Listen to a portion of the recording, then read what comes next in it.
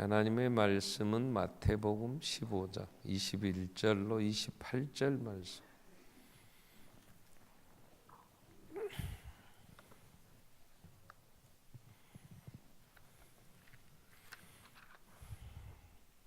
마태복음 15장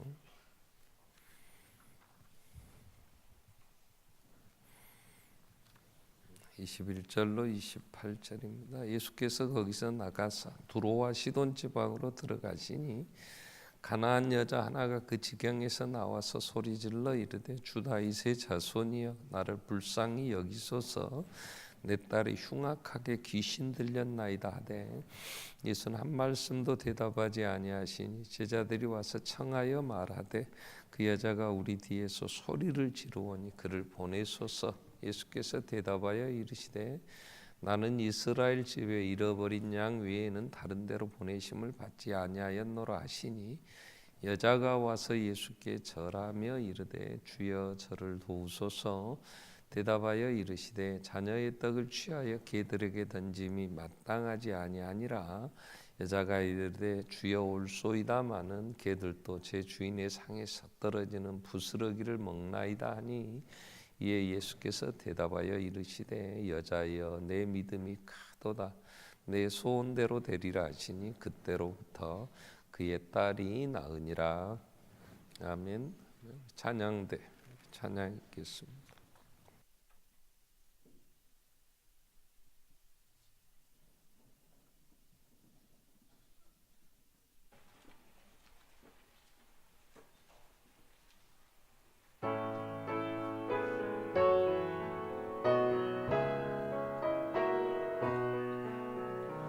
주님을 따르리라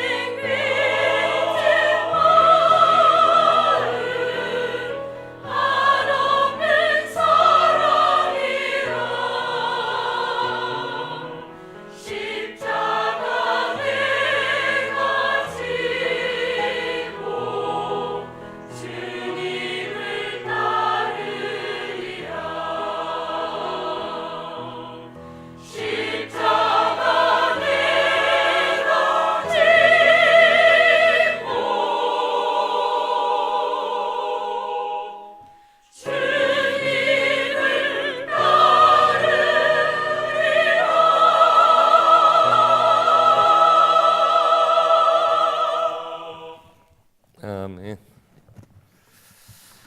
주님 따라가는데 십자가는 지워가야 됩니다. 아멘. 감사합니다. 십자가 내가 지고 주를 따라가리라. 아멘.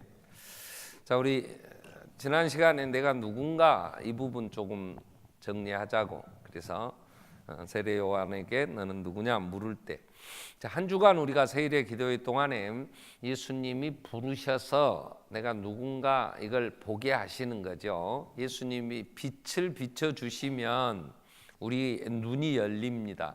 그래서 내가 어디서 와서 어디를 향해 가고 있고 또 걸어가는 길에 무슨 일이 벌어지는가, 이게 성경을 통해서 보면 우리의 인생의 길에 여러 문제를 만날 때 또 여러 가지 일들을 만날 때에 왜 이러한 일이 벌어지는가, 이걸 보면서 이제 감사하며 또 이겨내며 그 십자가를 지고 우리가 가게 되죠. 그래서 예수님은 빛이라 그랬어요. 그러니까 우리는 반드시 예수님 안에서 세상을 봐야 돼요. 그게 예수님 안에 본다는 말은 예수님이 말씀이셨기 때문에 성경을 통해서 나를 봐야 됩니다. 성경을 통해서 이 역사를 봐야 돼요. 하나님의 말씀 안에서 하나님이 섭리하고 계시는 걸 보지 않으면 정확하게 우리는 해답을 찾지 못해요. 그래서 여러 가지 방황할 수 있어요. 왜?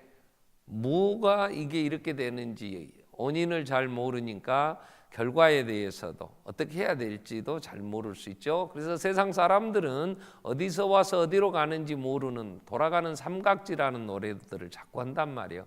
어디서 와서 어디로 가는지 우리는 알잖아요.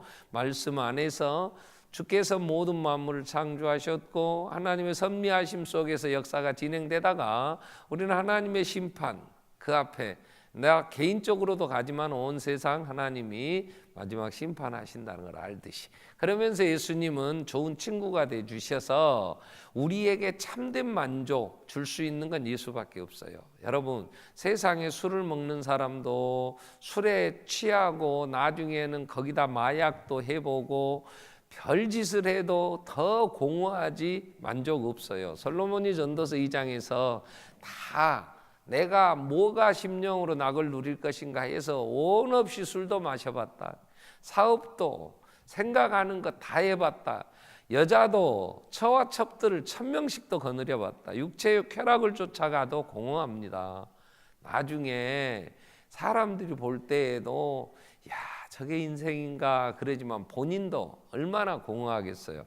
예수만이 목마름을 해결해 줄 수 있는 생수가 되십니다. 아멘. 그래서 예수를 만나야 돼요. 아멘. 만난 사람들을 우리가 지금 살피는데 왜 안 나오는가 모르겠어. 나는 세일의 기도에 나와야 예수님이 누군가도 듣고 또 그분을 어떻게 해서 친구 삼아서 그 예배하면서 목마름을 해결할 것인가 체험도 하고, 야, 세상의 것은 다시 목마르지만 주님이 주는 물은 정말 내 안에서 솟아나는 생수로구나 체험을 해야지. 그죠? 그래야 우리가 믿음이 자라면서 이제 십자가를 지고 주님을 따르게 됩니다. 이게 내가 힘을 얻는 보람이 있어요. 보람. 이건 이제 다음 주에 우리가 이 부분을 좀 살피려고 해요. 주님이 함께 가자고 불러서 너무나 평생에 그 힘을 얻고 살았던 사람들에 대한 얘기를 할 건데, 오늘은 이제 내가 누군가 이걸 알게 하려고 불러서 예수님은 제자들을 부르시죠. 전혀 예수에 대해서는 모르는 사람들, 고기 잡았던 사람들, 그 베드로와 안드레, 요한, 야고보를 불러서 나를 따르라 이래요. 그러면서 내가 너로 사람을 낚는 어부가 되게 해줄 거야 이렇게 불렀어요. 그래서 그냥 어떤 기분이었는지는 모르나 잘 알지도 못하고 따라오는 그들에게 예수님은 계속해서 뭔가를 자꾸 보여주세요. 뭔가를 해요. 그 중에 우리가 마가복음 4장에 보면 풍랑이 일었어요. 배를 타고 예수님은 배에 계셨고 하루 종일 설교하셨고 가르쳐서 피곤하니까 배 뒤편에 주무시는데 제자들이 그 배를 이제 나눠 타고 갈릴리 호수를 지나가는데 갑자기 바람이 불어서 배에 물이 가득 찼어요. 그러니 그 배가 그렇게 풍랑에 뒤집히고 죽을 고생을 했던 제자들에게는 바람 불고 물결이 막 뒤놀고 그러면 그런 트라우마가 있을 거 아니에요. 이야, 이러다가 지난번에도 억수로 고생한 여기서 죽는가 해서 예수님을 깨웠어요. 그랬더니 예수님이 일어나셔서 딱 한마디, 바람아 잠잠하라. 바람을 꾸짖으셨어요. 마가복음 4장 28절 39절에 보면 바람을 꾸짖어요. 그랬더니 그렇게 평소에 자기들이 바람이 불면 이 바람을 이겨보려고 별 발버둥을 치던 제자들인데 갑자기 바람이 그쳐버렸어요. 그러니까 바다가 그 갈릴리 호수가 조용히 잔잔해졌어요. 41절에 이렇게 반응이 나와요. 그들이 힘이 두려웠어요. 뭐가 두렵냐면 도대체 이분이 누구냐? 우리를 따라오라 그래서 왔는데 이 나사렛 목수의 아들이 아니었더냐? 아니 나이도 나보다 어린데 베드로가 볼 때는 그럴 거 아니에요. 아니 도대체 누구냐 말이야.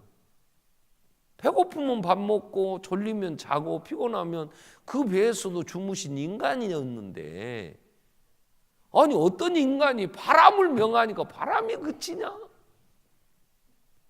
생각해 보세요. 안 그래요? 얼마나 놀라겠어요. 자, 이러면서 이런 사건을 왜 일으키시냐?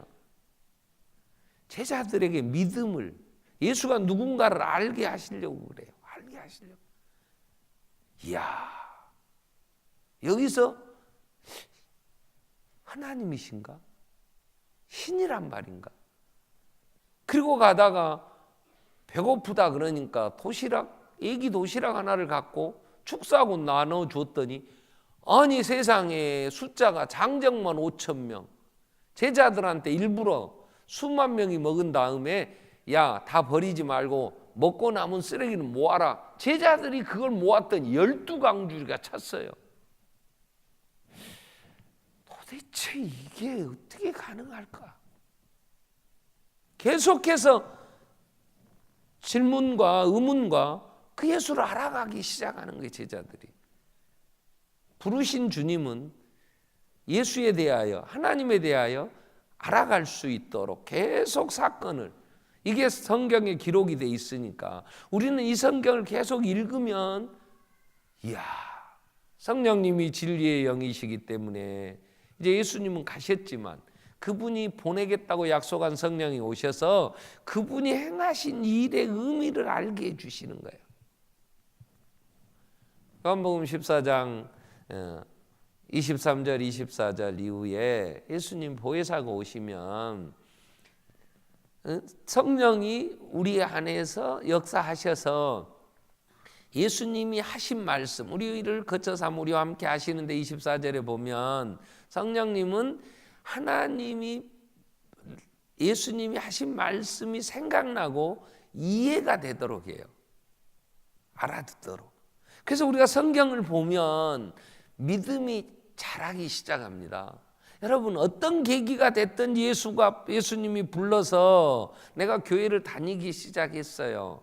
근데 예배를 자꾸 빠지지요. 잘 참석 안 하지요. 세일에 기도에 바쁘다고 돈 번다고 또 오기 싫으니까 멀다고 차편 없다고 또 가봐야 또 목사님 또 뭐 별로 은혜도 안 되더라고 그러고 안 참석하지요. 그러면요 여전히 거기서 왔다 갔다 하고 몇십 년 돼도 별로 변화가 없어요. 그런데 하나님의 말씀을 들으면 믿음이 자랍니다.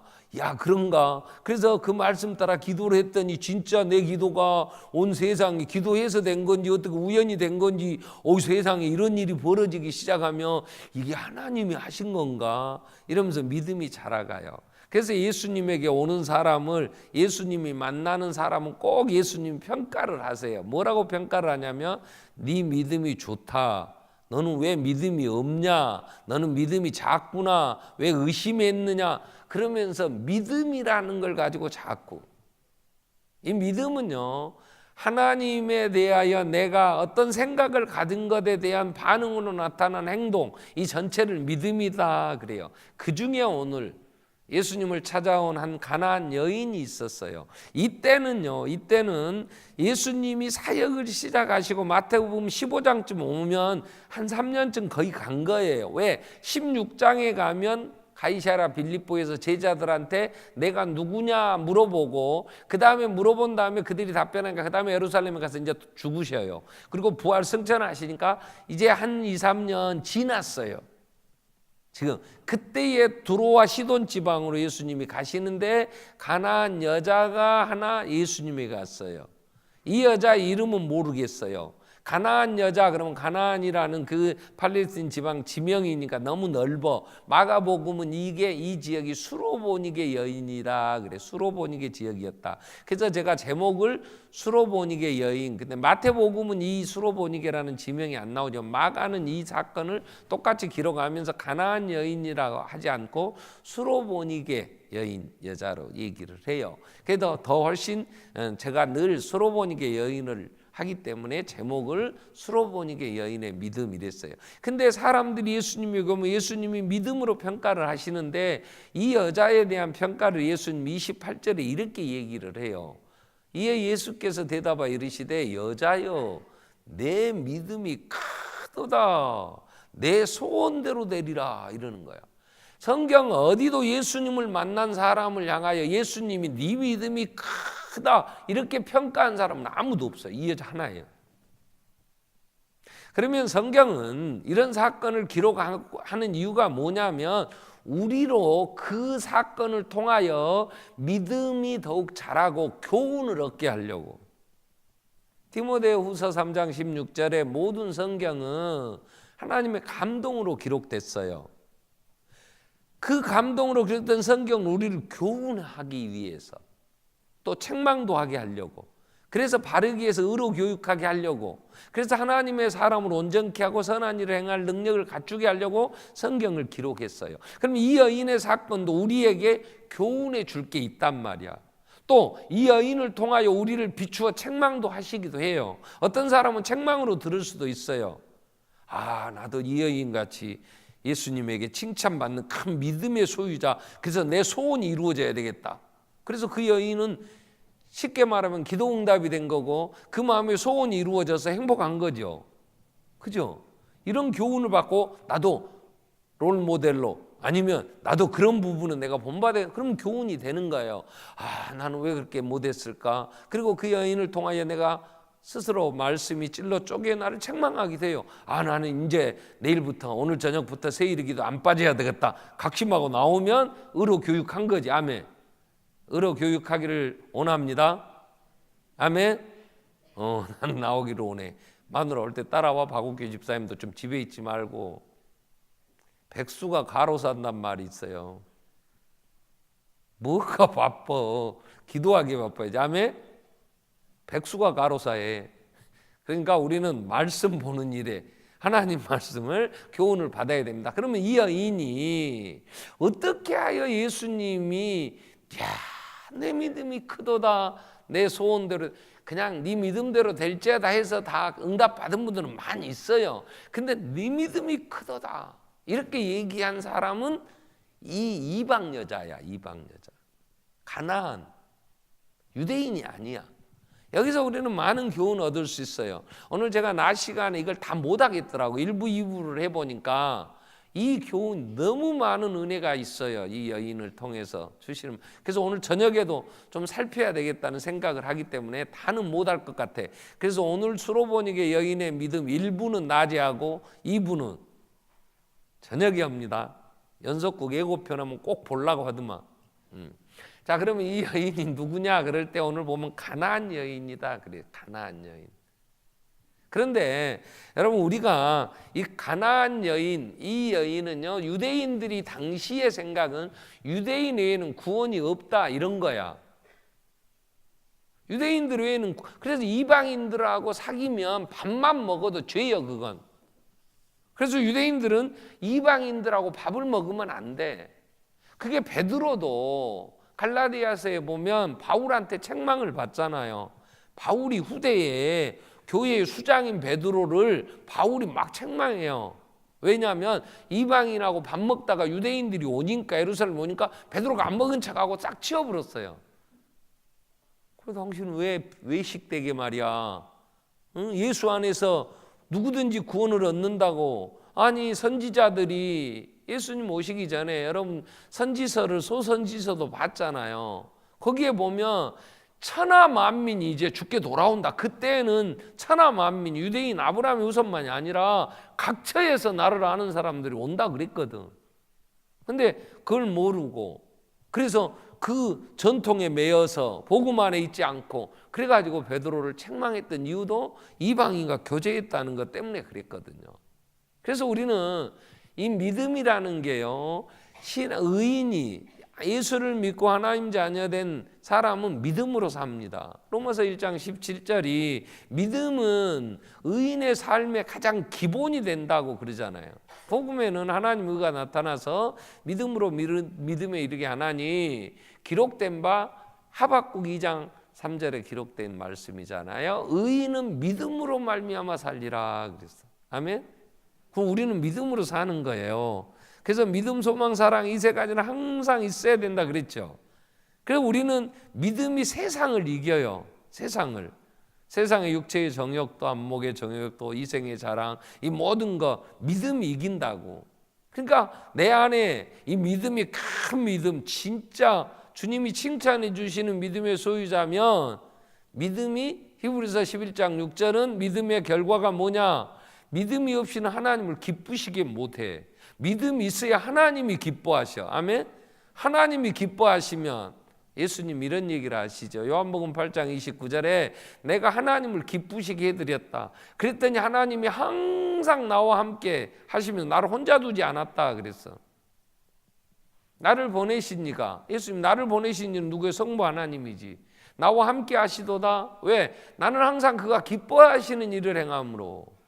그래서 언제나 그런 말씀에 근거하여 믿음으로 일들을 하시니까 하나님이 항상 함께 혼자 두지 않았어. 얼마나. 그러니까 기도할 때마다 응답하시고, 죽은 나사로도 살아나고, 바람도 꾸짖으니 잠잠해지고, 하나님께서 이렇게 함께 하셨으니까, 여러분 우리가 하나님이 나와 함께하는 삶을 산다면, 언제나 함께 하신다면 우리는 얼마나 풍성하겠어. 그럼 믿음의 결과. 그러니까 믿음은 중요한 거죠. 그럼 이 가나안 여인의 이 믿음은 어디서 오늘 저녁에 살피려고 해요. 이 믿음이 어떻게 이 여인이 이런 큰 믿음을 가졌을까? 이런 이유, 그 다음에 어떻게 이루어졌을까는 좀 저녁에 살피겠고, 오늘은 자, 이 여인의 큰 믿음이라는데, 큰 믿음이라는 게 어떤 모습일까를 오늘 살피려고 해요. 그래서 나는 큰 믿음인가, 아니면 왔다 갔다 하는 믿음인가, 이게요. 자, 하나님이 살아계심을 믿습니까? 아멘. 오늘 여기 왔을 때는 아멘 할 수 있어. 하나님 살아계심을 믿죠? 아멘. 그러니까 왔잖아요, 예배 드리러. 근데 언젠가는 하나님이 계실까 안 계실까 약간 아리까리 할 때가 있어. 그러면 그때는 어쩌냐? 세상에 돈 벌러 가든지, 아니면 놀러 가자고, 이 단풍 구경 가자 그러면 회비 냈는데 꼭 새끼들이 회비를 쓰려면 주일날 써요. 걔들은 일요일이니까. 이번에 참석 안 하면 낸 사람 다 무효야. 안 돌려줄 거야. 그러면 단풍으로 갈까, 하나님 앞에 갈까? 하나님이 안 계신가? 그럼 단풍으로 가는 거야. 이게 의심한다 그래요. 길까 말까. 하나님이 계신 게 확실하면 죽어도 우리는 하나님 앞에 와야 되거든. 우리나라의 선교 역사에 대한민국, 한국의 복음화는요, 평양에서 이루어졌어요. 그래서 평양을 제2의 예루살렘이라 그래요. 1907년에 한국의 대부흥운동이 일어납니다. 이게 선교 역사에서는 폭발적인 그냥 바람에 날리는 등 하나 날렸는데, 파키스탄인가가 날렸는데, 아니 가갖고 기름 탱크 옆에 떨어져갖고 그 잔디 타고 올라가다 빵 터져버렸잖아요. 그죠? 폭발해버린 난리. 그 기름값이 47억인가 그런 데 없다. 근데 지금 또 벼락 맞는 게 뭐냐면 저기서 관리 개판이었다고 요즘 막 이제 그렇게 떠서 뭐 그렇게 관리했냐 이렇게 이제 그 날린 걔는 나는 그런 거 생각도 못하고 그냥 주워 갖고 날렸다고 그래서 걔는 구속 안 시키고 그랬을 것 같아. 뭐 그거 터트리려고 하는 건 아니잖아. 근데 평양에 이런 폭발이 있었어요. 성령의 폭발. 이게 1907년에. 그래서 1907년 이후에 평양에 신학교가 세워지고 최초의 한국인 목사 7명이 안수를 받습니다. 우리가 잘 아는 주기철 목사님이나 또 제주도에 선교사로 갔던 이기풍 목사님이나 우리가 예수천당 마귀지역 했다는 최권능 목사님이나 이런 분들이 다 평양 신학교 평양에 엄청난 교회 부흥, 막 부흥회를 하면 3주씩 했어요. 막 울고 난리 났어요. 온 도시가. 그랬는데 거기에 일본인들이 계속하여 신사참배 강요하니까 하나님만 신이시지 일본 천황은 인간이다 이렇게 된 거야. 그러니까 막 얼마나 핍박을 했어요 일본인들. 그래서 주기철 목사님 같은 경우는 순교하고 그때 핍박이 있던 차에 항복을 하지요. 이제 하나님의 섭리하심 속에 1945년 8월 15일에. 그러니까 김일성이가 들어왔어요. 공산주의자들이. 이 공산주의는 종교는 아편이기 때문에 종교 유물론이잖아요. 걔들은 눈에 보이는 게 아니면 존재하지 않아요. 신은 없어요. 공산주의자들에게는. 그렇기 때문에 종교인들은 핍박을 하는데 예수 믿는 사람들을 제일 많이 핍박했어요. 그러니까 많이 남한으로 피난 내려왔어요. 그리고 일사후퇴 때는 예수 믿는 사람들이 많이 왔어요. 근데 그 사람들이 제일 핍박받은 이유가 뭐냐 그러면 주일 성수 문제로. 이분들은 하나님이 계시다. 그러니까 일요일이 아니고 주의 날이에요. 주의 날. 부활하신 주님의 날. 이 날은 부활의 주님을 찬양하는 거예요. 그분이 하나님의 영광 이하여 십자가에 지셨고 부활하신 새 세계 열리게 하셨고 우리의 범죄함 때문에 내어줌이 되고 우리를 의롭다 하시게 하여 하나님 앞에 세우고 부활하신 날, 이날 2000년 전부터 예수 안에 구원받은 사람들은 이 주의 날에 부활의 날에 모여서 예배했거든. 구약의 안식일이 아니라. 그러니까 주일을 지키는 것은 하나님이 계심을 선포하는 거예요. 신앙 고백하는 거예요. 이 예배는 단순히 주일날 와서 예배만 모여서 하냐 뭐 안 해도 뭐 다른 데 가서 하면 되지 그게 아니고 내 신앙을 고백하는 행위예요. 이건 내 믿음이 보여지는 거예요. 예수의 부활, 나의 주인, 그분이 피로 값주고 나를 사셨어. 그 영광 위에서 살아. 이걸 보여주는 게 주일날. 그래서 우리는 일요일이라고 안 하고 주일이라고 불러. 주의 날 줄여서 주일. 주의 날은 예수의 부활하신 날, 산자와 죽은 자의 주가 되시려고 죽었다가 살아나신 예수 그리스도 주가 되심을 선포하신 날. 그래서 이날. 그런데 어떻게 주일날 예배한다고 학교에서는 학교대로 애들 때리고 주일날 안 나온다고. 그래서 김일성이가 정책 하나 쓴 게 일주일 단위로 요일을 정한 게 아니라 십진법을 써버려요. 10일에 한 번 일요일이 오도록. 그렇게 하는데 사람의 생체 리듬상 일주일에 7일하고 하루 쉬어야 능률이 오르지 10일, 9일이라고 하루 쉬니까 계산상으로는 훨씬 효과가 있을 것 같은데 능률이 안 올라. 다시 바꿔요 얘들이. 그렇게 핍박을 하니까 그때에 내려오신 분들이 평양의 교회 이름을 따서 거기 있던 교회 이름을 지은 게 영락교회라는 교회. 서울 명동 옆에 한경직 목사님이 내려오셔서 영락교회를 개척하셔서 한국 교회를 대표했잖아요. 그분은 결혼하신 분이 홀로 내려오셔갖고 평생을 북한에 있는 처자식 생각해서 결혼도 안 하셨어요.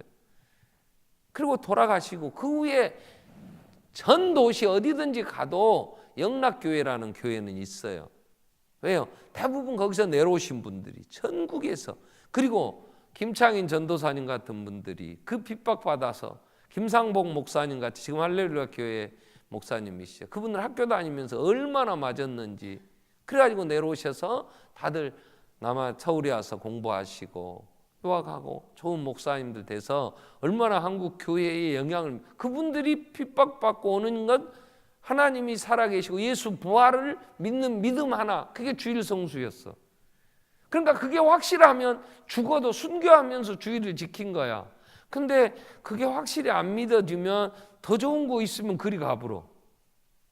근데 우리는 믿음은 그분을 예배하고 그걸 선포해야 되니까 이날은 아무리 많은 것이 주어져도 우리는 하나님 영광이야. 야, 그분 선포하는 거야. 이러면 핍박이 와도 고난이 와도 많은 걸 버려도 아낌없이 버리고 예배하는 거죠. 이게 믿음의 결과예요. 그러니까 그 믿음이 주일 성수하시는 분들은 야, 믿음이 참 하나님 살아계심을 믿는구나, 예수 부활을 믿는구나, 우리가 이렇게 인정하죠. 예수님도. 근데 이 여인은 예수님이 큰 믿음이라고 했는데 이 믿음은요, 이 사람이 어떤 삶을 사느냐 하면 자기 삶을 충성스럽게 살아요. 자, 이 여인이 왜 예수님에게 오냐면 딸이 하나 있어요. 딸이. 근데 이 딸이 흉악한 귀신이 들렸어. 오늘 22절에 보면 가나안 여자가 그 지경에서 나와서 소리를 질러요. 투자이대 다손이여 나를 불쌍히 여기소서 내 딸이 흉악하게 귀신 들렸나이다. 자, 지금은요, 저도 손녀가 6이나 돼갖고 아들보다도 딸들이 더 귀하다고 딸 나면 비행기 타 괜찮아 그러지만 그래도 아들이 좋더만. 나는 그래. 근데 2000년 전에는 딸은 숫자가 안 쳤어. 그죠? 2000년 전에는 밥 얻어 먹은 사람 물고기 2마리, 보리떡 5개, 물고기 2마리 몇천 명 먹었대. 그래. 남자만 셌어. 여자들은 숫자도 안 쳤어. 그죠? 그러니까 딸 낳았으면 별로 엄마가 미역국 반 그릇만 먹었겠지. 근데 이 딸이 흉악하게 귀신 들렸어. 그러면 웬만하면 저도요, 귀신이 흉악하다 그랬을 때는 귀신이 들면 여러 형태로 나타납니다. 변화산에 올라갈 때 예수님이 제자들이 그 밑에서 요한, 야고보, 베드로만 데리고 올라가서 나머지 9명 있을 때 아버지가 저거 아들이 귀신 들렸는데 막 불 속에도 들어가 버리고 막 하니까 감당이 안 된다고 고쳐달라고 데리고 왔잖아요. 근데 흉악하다 그러니까 어떤 흉측한 일을 했는지는 모르나 하여튼 무서웠던 것 같아요. 근데 이 귀신이 이렇게 들면 참 이게 쉽지 않아요. 그러니 이 흉악하게 귀신 들린 딸 때문에 얼마나 어려웠겠어요. 사람이 내 힘으로 안 되면 하다가 안 되면 포기하기가 쉬워요. 포기하기가. 근데 하나님은 우리에게 맡기신 삶을 포기하는 건 믿음이 아니라 그래요. 끝까지 그 십자가를 지는 거예요. 저는 목회를 처음 시작했던 교회에서요, 5.18 때 휴교령이 내려갖고 고등학교 다니던 애가 산에 다니다가 귀신이 들렸어요. 근데 이 귀신이 어떻게 더러운지요. 애가 강 속에 그 쌀독하고 뭐 이렇게 작곡 넣어놓은 그 항아리 둘 사이에가 지가 딱 갖다 펴놓고요, 거기서 사는데 엄마가, 아버지는 일찍 돌아가셔서 형하고 둘이 이제 형제가 있어서 할머니하고 어머니가 키우는데, 그래갖고 했는데 형이 가서 아무리 끄집어 내려고 그래도요, 나오도 안 해요. 힘도 세요. 어머니도 안 돼요. 이 더러워가지고 막 보름씩 한 달씩 씻도 않고 목욕도 안 하니까. 그러니까 나한테 얘를 목욕을 좀 내가 가서 목욕을 시켜야 되니까. 그래서 내가 사택에서 책 들고 저그 집 신방 가면 이 귀신 들린 놈이 거기 강 속에 있다가 어떻게 알고 귀신이 시 공간을 초월하더만. 그러고 내가 딱 가면 이놈이 성경 찬송 들고 딱 와서 안방에서 무릎 꿇고 앉아 있어요. 그러니까 저 엄마가 전도사님 신방 오시는 모양이다 그러고 알아.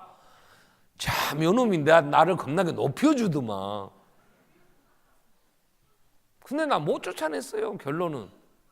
그래서 가가지고 내가 데리고 와서 사택에 왔어요. 집사람 그때 신혼 때 이 총각을 목욕시켜. 목욕통에다 넣어놓고. 그래갖고 집에서 옷 갈아입혀갖고 우리 집에서 놔두면 조용히 잠잠해요. 아주 순한 양 같아. 저 집만 가면은 거기 들어 나오도 않고 밑에 집 막 가가지고 식칼 2개씩 막 들고 막 죽인다고 설치고 다니니까. 그러니까 내가 데리고 다녀야 돼. 광주에 와서 이제 신체 검사를 해야 돼요. 군대 가야 될 나이가 되니까. 신체 검사를 하려는데 학동 그 전대 앞에 신체 검사소가 있었잖아요. 거기까지 올리는데 면사무 직원도 감당이 안 돼. 할 수가 없어. 그러니까 면사무소 직원이 제발 나한테 좀 데리고 가주라고. 왜? 신체 검사까지 가가지고 얘가 정상이 아니다는 걸 보여야 면제가 되니까. 그래서 데리고 갔다가 잘 마치고 시옥으로 학동에 놔두고 나는 전도사의 수련회에 갔더니 어디 도망가 버렸어 얘가. 갔다 왔더니 잊어버렸다고. 그런데 제가 그 교회를 떠나고 강주로 이제 올라온 다음에 그 뒤에 물어보니까 집에서 포기했대요. 그래가지고 노숙자들, 불량아들 시설, 수용한 시설로 보냈어요. 그게 목포에서 조금 청계 쪽으로 올라오다 보면 있었는데 거기 가서 맞아 죽었다 이렇게 얘기를 하더라고. 귀신 들려서 감당이 안 되니까요. 부모도 포기해요. 그 엄마가 아들 둘인데 동생이 그러니까 얼마나 울고 그 양반이 이제 교회도 안 나온 양반이 아들 어떻게 해보겠다고 교회까지 나오고 했는데 안 되면. 근데 이 여인은 포기를 안 해요. 이 말은 자기가 자기의 삶을 하나님이 내 인생 살게 하셨기 때문에 자기 인생을 충성스럽게 사는 거예요. 여러분, 우리는 세상을 살 때요, 삶의 어려운 모든 문제 다 있어요. 똑같은 문제는 아니지만 다 선천적으로 태어날 때부터 문제를 안고 태어나는 소경, 거지, 바디메오 같은 사람들, 소경인데 나중에 살다가 어려움을 당하는 사람들, 중풍병에 걸린 사람들, 뭐 얽힌 문제들 많잖아요. 딸이 귀신, 흉악한 귀신이 들리고 그러면 사람들은 대부분 어떤 반응을 보이냐면요, 일단은 원망을 많이 해요. 하다 지치면, 자식도 부모가 하다 지치면 원망 없디다. 이 사람이. 그런데 하나님이 내게 이 삶을, 이 십자가를 내가 지고 가야 된다, 하나님이 주신 거다, 이 여인은 믿기 때문에 포기라는 게 없어요. 얘기했잖아요. 딸은 별로 그때 가치가 없었다고. 근데 흉악한 귀신 들렸어. 그럼 이 여인이 무남 동녀의 외딸이었겠어? 그랬으면 나왔겠지. 나인성 가부의 아들, 하나 있던 아들 죽어버린 거, 이런 경우. 엄마가 슬피 울었다, 이런 거. 근데 이 여인에게 다른 자식도 있었을 것 같아. 없었을까? 그런데 흉악하게 귀신 들린 이 딸을 포기할 수 없어요. 포기할 수 없어요. 그러니까 가나안 여자가 유대의 남자를 만난다, 이건 상식적으로 이건 이해가 안 되는 일이에요. 이건 있을 수가 없는 일이에요. 그래서 수가성의 여인이 가나안 이 사마리아 여자가 예수님이 물 좀 달라고 할 때, 죽으더는 언제 좋을 땐 뭐 좀 괜찮을 때는 우리 인간 취급도 안 해주고 개돼지 취급하더니 아니 뭐 아쉬우니까 물 달라고 하냐, 이렇게 비비 꼬이잖아요. 이 여인이 자기 딸의 문제를 안고 유대 남자를 찾아온다는 것도 이건 굉장한 거예요. 근데 왔는데 어떻게 돼요? 유대 남자 예수님이 대꾸도 안 해버려요. 그러니까 옆에 보는 제자들이 너무 안타까운 거야. 그래서 23절에 보면 예수님에게 이렇게 얘기를 해요. 한 말씀도 안 해버리니까. 사람이 제일 열받는 게 어떤 경우냐? 유령 취급해 볼 때. 나는 집에 있는데 지그들끼리만 통닭시켜 먹어보고 아빠 하나 잡숴보세요. 말도 안 하면 열받죠. 그죠? 그럼 말하면 아빠는 평소에도 안 먹더만, 먹든 안 먹든 이놈 새끼야 말을 했어야 되잖아. 이제 이러고, 이제 부부간에도 그러고 애들도 그러고, 방에 있는데 지그들끼리만 먹었어. 그러면 방에 있다 애들이 나와서 열받지. 난 너 나간 줄 알았다니. 그래도 열받는데 말을 하는데 대꾸도 안 해버려. 아예 인간 취급을 안 해본 거 아니야. 그러니까 옆에서 제자들이 너무 답답하니까 제자들이 와서 청해. 이게 대신 기도해 주는 거야. 이게 이웃을 향하여, 이웃을 위한 기도, 중보 기도가 있는 거야. 예수님에게 아니 저 여자가 저렇게 소리를 지르는데 좀 보내십시오. 뭐라고 좀 얘기는 해서 어떻게든지 된다 안 된다 하시든지 하면 안 좋겠냐고. 왜? 제자들이 얘기를 할 때는 얼마나 딱했겠어. 그잖아. 괜히 남의 일에 괜히 간섭해 갖고 이런저런 소리 안 들으려는 게 인간의 심리인데. 그랬더니 예수님이 뭐라고 하냐면 25절 24절 예수께서 이렇게 얘기를 해요. 나는 이스라엘 집의 어린 양 외에는 다른 데로 보내심을 받지 않아. 나하고는 관계없어. 그러고 털어버리는 거예요. 왜? 그때의 사람들은 유대인이 구원이지 이방인은 구원이 없다고 생각했으니까. 그것도 유대 여자인데, 이방 가나안 여자인데, 남자도 아니고. 용서하세요. 계속 막 남자도 아니고 여자라고 무시했다 그러지 말고. 그때는 그랬어. 지금은 겁나게 내가 조심하지. 요즘 여자들이 대세라. 말 안 들으면 밥도 못 얻어먹는데. 근데 그때는 그랬다고. 그래서 나는 이방인 관계없어 이렇게 털어버려. 그랬더니 이 여자가 예수님 앞에 무릎을 꿇어 절을 했다고 하는 건 25절 여자가 가서 예수께 절하며 이르되 주여 좀 도와주세요. 그랬더니 예수님이 그래 이러면 좋잖아. 이 정도 되면. 그랬더니 뭐라고 하시냐면 이제 대놓고 정면에 대놓고 자녀의 떡을 취하여 개들에게 던짐이 마땅하냐? 내가 밥을 하면 내 자식하고 먹어야지. 자식들도 있는데 개한테 주리? 개 취급을 해본 거야. 그랬더니 이 여자가 연병 동량을 안 주려면 쪽박은 깨지 말지 이런 더러워서 안 먹어네. 사람은 대부분 이 정도 되면 그죠? 여러분 누군가 부탁을 했는데 이 새끼가 사람을 개 취급하고 말이야. 그러면 주거래 은행 바꿔보러 여러분 그죠? 은행에 갔는데 뭐 얘기 너그만 나 저쪽 가면 돼. 차라리 이자 좀 더 주자. 더러워서 안 먹어. 너희들하고 관계 안 할 거야. 그럴 수 있어요. 거래처 바꾸잖아. 성질 나면 내가 이 새끼야 너 남자가 뭐 너 하나뿐이야 이혼해. 그리고 가불잖아 우리는. 응? 얼굴 꿔보고 있어 인연이. 너 야 도장 찍어. 응? 내가 혼자 사는 한 이들은 너하고 안 살아. 뭐 이러는 거야 우리는. 대부분 원망하고 포기하고 그러면서 불평하는데 이 여자가 뭐라고 얘기하냐면 27절이 기가 막힌 거야. 여자가 이르되 주여 옳소이다. 맞습니다. 맞습니다. 그런데 개들도 제 주인의 상에서 떨어지는 부스러기는 먹습니다. 개 같은 나한테 부스러기라도 좀 흘려주시면 안 되냐. 애들이 먹다가 밥을 먹다 보면 뼈다귀도 버리고 흘리기도 하고 개들이 그걸 주워 먹는데 개 취급을 받아도. 그랬더니 28절이 중요한 단어부터 시작해요. 뭐라? 이해. 이렇게 되면 이 모습을 보신 예수께서 그 여인을 보시고 그 여인의 그 상태를 보시고 여자야 네 믿음이 크도다. 그러면 예수님이 처음부터 그 여자 안에 있는 믿음을 못 받겠어요? 모르셨겠어요? 이렇게까지 가야 되는 거예요? 그러지 않아요. 왜 이걸 이렇게까지 사람 취급도 안 하지요. 유령 취급했지요. 나는 관계없다고 털어불지요. 온 것을 개같이 취급하죠.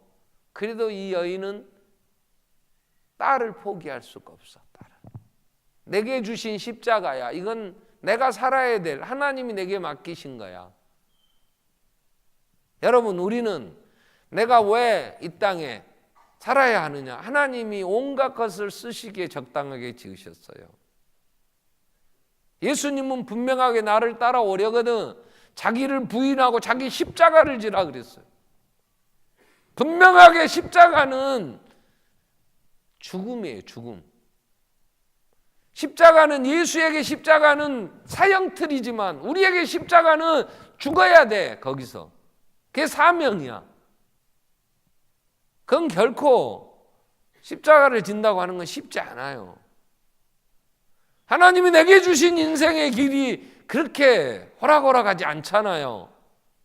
좁은 문으로 들어가야 된다. 찾는 이 적어. 길이 협착하다. 하나님이 내게 맡기신 이 시대의 사명을 감당하는데 여러분 평탄합니까? 그렇게 해서 구원이 이루어지지 않아요. 그렇기 때문에 우리는 져야 할 많은 짐이 있어. 근데 세상에 많은 사람들이 짐을 지고 가다가 원망하기도 해요. 낙심하고 포기하기도 해요. 더 이상 못하겠다고 자살하는 사람도 있어요. 목숨을 끊을 정도 되면요 얼마나 처절했겠어요. 얼마나. 유명한 재벌가들이나 사업가들이 검찰 조사 들어오면 그냥 투신 자살도 많이 합디다. 왜? 들추어지면 자기 이름이 뭐가 되냐고. 그러나 우리는 자기를 부인한다고 하는 건 내 명예, 나에 대한 평가, 누가 뭐라 하든지 그건 나에게는 의미 없어요. 주님이 맡기신 사명. 이 여인은 자기 인생을 충성스럽게 사는 거예요. 왜? 여기서 우리는 중요한 이 신앙 고백을 하는 고백에서 찾아봐야 되는데요. 뭐라고 그가 예수님에게 나와서 신앙을 고백하냐면, 여자가 22절에 보면 가나안 여자가 그 지경에서 나와서 소리를 지르는데 예수님을 향하여 주여 주여 주 다윗의 자손이여. 예수님을 향하여 주여 이 단어는 처음 나와. 이 여자가 주라는 말은 내 삶의 주인이시여, 그 말도 되지만 이 세상의 역사를 주관하시는 주권자여. 나중에 예수님이 제자들을 그렇게 데리고 다니면서 떡으로도 먹이고 풍랑도 잔잔케 하시고 죽은 나사로를 살리기도 하시고 그 많은 귀신들도 쫓아내고 그런 다음에 물어봐. 16장에, 지금은 15장이지만 16장 16절에 제자들한테 물어봐. 그때 시몬 베드로가 이렇게 대답해요. 주는 주여 주님이십니다. 그리스도요 하나님의 아들이십니다. 이 그리스도요 살아계신 하나님의 아들이라는 말은 다윗의 자손이요 이 안에 다 들어가는 말이요. 그리고 주여 주님이십니다. 예수님이 그 고백하는 베드로에게 이렇게 얘기합니다. 바요나 시몬아 너는 복이 있구나. 내가 이 세상의 주인이라는 걸 안다는 것은 하나님이 알게 하신 거야. 혈육이 아니야. 인간 세상의 지식으로 한 게 아니야. 너는 복을 받은 거야. 이 반석 위에 내 교회를 세우겠다 그래. 교회는 예수 나의 주가 아니라 예수 나의 주일 뿐만 아니라 세상의 모든 역사의 주권자이심을 고백하는 그 이후에 교회가 세워지는 거예요. 그러면 교회는 그분의 보호를 받고 그분의 영광 이하여 살아야 되기 때문에 염려 걱정이 없어요. 염려하는 것은 내 삶의 주인이 예수라는 사실을 믿지 않고 내가 주인이니까 먹고 마시는 것부터 염려가 돼. 마태복음 6장에서 예수님이 28절 29절 이후에 먹고 마시는 걸 염려하는 사람들에게 뭐라고 얘기를 해요? 공중 나는 새를 봐라. 누가 먹이 주더냐? 하나님이 다 먹이고 입히신다. 들에 핀 이름 없는 들것도 하나님 입히시거든. 하물며 너희일까 보냐? 그러면서 이 믿음이 작은 자들아 그래. 이 믿음이 작은 자. 여러분 믿음이 하나님이 내 삶의 주인이시고 나를 책임지신다는 믿음이 없으면 자꾸 세상 것이 염려돼. 걱정돼. 머리 아파. 그래서 31절에 이렇게 얘기해요. 염려하여 뭐 먹을까 마실까 그런 거 염려하지 마라. 이건 이방인들이나 하는 것이고 너희는 먼저 그 나라와 그 의를 구하라.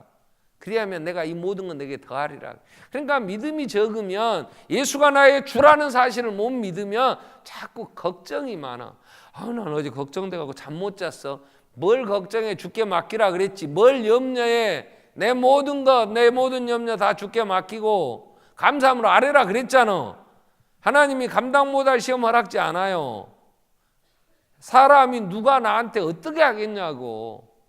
민수기 23장 22절 이후 23절에 발람을 통해서 뭐라고 얘기하세요? 하나님은 야곱의 허물을 보지 않아요. 하나님의 택한 백성들의 허물을 보지 않아요. 반역도 보지 않아요. 우리가 잘못한 거 있어요. 기도하잖아요. 아버지 내가 너무 잘못했어요. 맨날 잘못할 수밖에 없는 인간이라 용서하신다니까. 70번씩 7번 아니라 회개하면. 그러면서 22절에 뭐라 그래요? 23절에 야곱은 해할 사술이. 여러분 나를 죽인다고 무당이 굿을 밤새 3천만 원이 구대도 그 굿 해봐야 나한테 저주가 임하지 않아. 아멘. 믿어지면 걱정 안 돼. 아멘. 누가 나 죽인다 해도 걱정 안 된다니까. 이걸 예수님이 요한복음 10장 29절에 이렇게 정리를 해주세요. 자, 그들을 주신 내 아버지는 만물보다 크시다. 아버지의 손에서 누구도 빼앗을 자 없다. 하나님이 졸지도 주무시지도 아니하시고 지키시는데 낮에 해가 밤에 달이 해야겠냔 말이야. 우리를 해할 수 없어요. 근데 왜 어려워? 뭔가 하나님은 나를 겸손케 하시려고 하시는 거지. 뭔가 이 안에서 하나님의 뜻이 있는 거지. 별의별 소리를 다 들어요. 제가 그래요. 제가 그때마다 제가 붙잡는 말씀이 있어요. 저에게 위로가 되는 말씀. 시편 31편 19절 20절에 보면 이렇게 얘기를 하세요. 주를 두려워하는 자를 위하여 쌓아두신 은혜, 곧 주께 피하는 자를 위하여 인생에게 베푸신 은혜가 어찌 그리 큰지요. 20절이 그 은혜가 뭐냐면 주께서 그들을 주의 은밀한 곳에 숨기사 사람의 꾀에서 벗어나게 비밀이 장막에 감춰 말다툼을 면하게. 저를 어떻게 모함하고 아닌데 억측소리 하는 소리를 하도 많이 들어갔고, 최종원 목사 죽었다더만 아직 안 죽었대요. 살았대. 별소리도 다 있고. 근데 그때마다 19절에 20절은 은밀히 감추어서 하니까 19절 나는 주께 피하는 자. 그래서 내가 잘 좋아하는 찬송이 86장이에요. 내 의지하는 예수. 난 86장 참 좋아해요. 내 평생에 내가 주님 의지하고 하나님 더 이상 방법이 없어. 사람들에게 어떻게 아니라고 가서 뭐 대일 거야 싸울 거야 이 새끼 내가 언제 그래서 내 성질에 또 만나면 육두문자부터 나가니까 목사가 저런다고 또 햇상게 좋은 말 내서는 안 돼. 내가 좋은 말을 못하니까. 그러니까 아예 내비둬버려. 하다 지쳐갖고 어떻게 하겠냐고. 주님이 지키시는데. 하나님이. 자, 우리는 내 인생에 포기는 없어요. 왜? 하나님이 살아계시니까. 아멘. 아무리 어려워도 자식이 딸이 흉악한 귀신 들려서 어떻게 해? 사람 취급도 못 받아 개같이 취급당해. 그래도 이 여인은 포기하지 않아. 주여, 주님만이 해결자, 주님만이 해결해 주실 수 있습니다. 믿음이 있어. 그러니까 그 앞에 개같이 취급받아도 옳습니다. 주여. 목숨 걸었어. 에스더의 표현으로 보면 죽으면 죽으리라. 믿음이 없이는 죽으면 죽으리라는 고백을 못하지. 우리 한번 기도하겠습니다. 여러분, 내가 살아가는 내 인생 결코 평탄하지는 않잖아요. 누구에게 참 말하면 내 얼굴 정말 고개 못 들 만큼 고통스럽기도 하고, 그런데 주님은 해결자. 이 여인을 향하여 여자야 내 믿음이 크도다. 내 소원대로 되리라. 그 시로 딸은 귀신이 떠나가고 건강해졌다. 주님 부르짖으라고, 너는 내게 부르짖으라고 내가 응답하겠다고 약속하셨는데 이 믿음으로 구하라고 주신다고 하셨으니까 그 약속의 말씀 믿고 평생에 기도하며 주님 은혜 안에 승리할 수 있게 해주십시오. 온 세상 역사를 주관하시는 분이 하나님이심을 믿고 나아가게 해주십시오. 같이 한번 통성으로 기도하겠습니다. 살아계신 하나님 아버지, 오늘도 우리를 부르시고 의인은